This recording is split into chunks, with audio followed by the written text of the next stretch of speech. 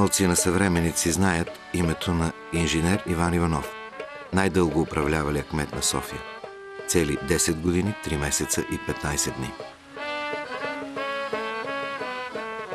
По негово време наричали София Малкият Брюксел и Виена на Балканите. Неговото управление ще бъде наречено Златното десетилетие на София. София минаваше за най-зеления и най-чистия град в Европа.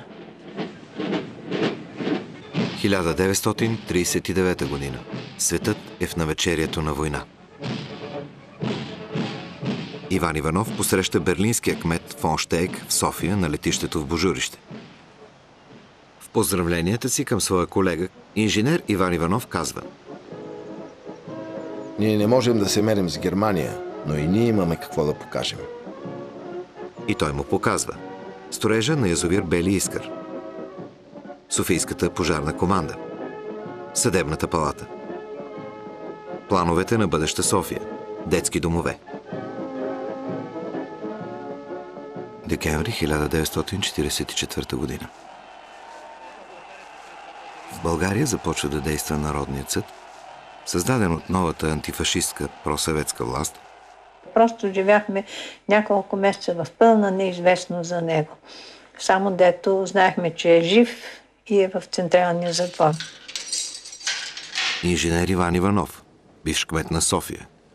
Той е подсъдим, кметувал през най-мракобесните времена за българския народ. Така наречения 11-ти министър или некоронованият цар на София.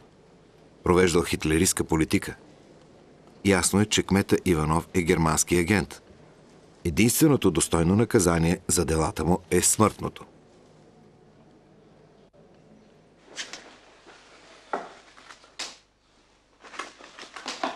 Не се безпокойте, няма да ви разстреляме.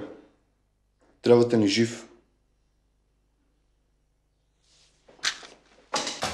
Нашите съветски другари ни посъветваха да се обърнем към вас. Казаха, имате си голям специалист хидроинженер. Нищо казват, че е завършил в Германия. Още с излизането на Иван Иванов от затвора, Държавна сигурност му открива досие. Строго поверително. Открито е наблюдателно досие на инженер Иван Иванов.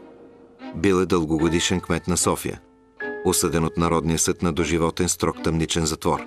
Освободен като специалист. Да се следи за целия негов живот. Да се следи цялото негово семейство. След толкова години,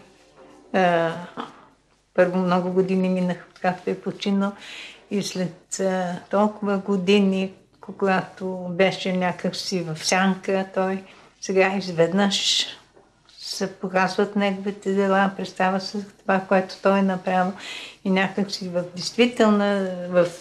действителност сега вече реабилитиран. Просто в съзнанието на хората той е друг човек, а не този, който беше представен през цялото време.